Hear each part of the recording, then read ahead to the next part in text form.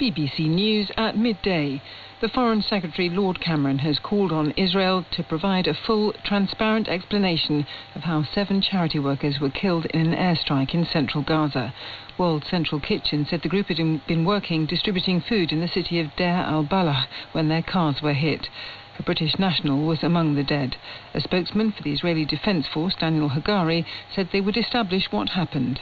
We have been reviewing the incident in the highest levels to understand the circumstances of what happened and how it happened.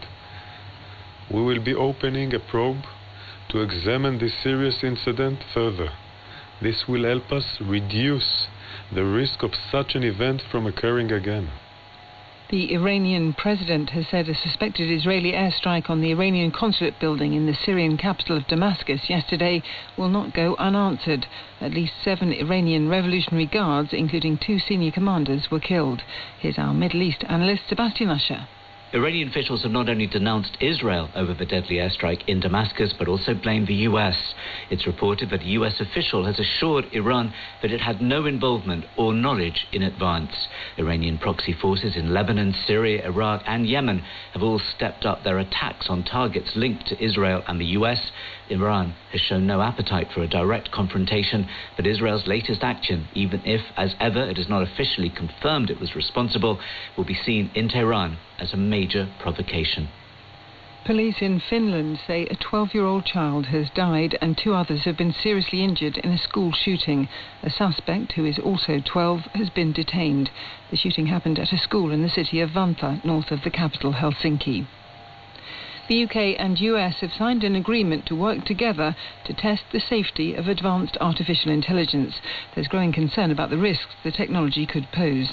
Here's our senior technology reporter, Chris Vallance.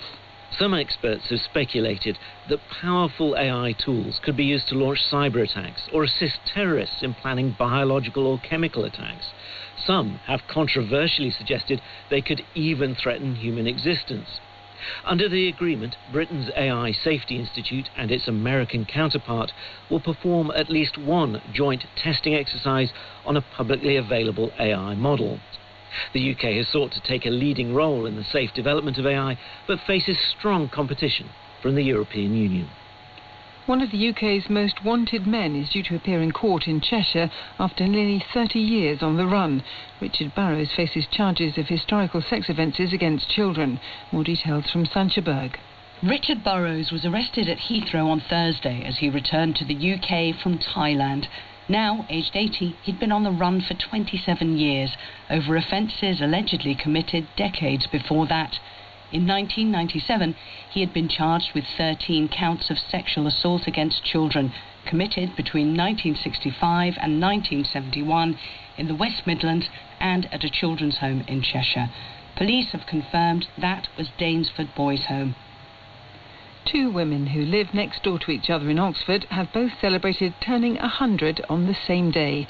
Their neighbours gathered for a street party to wish them well. Happy birthday to you.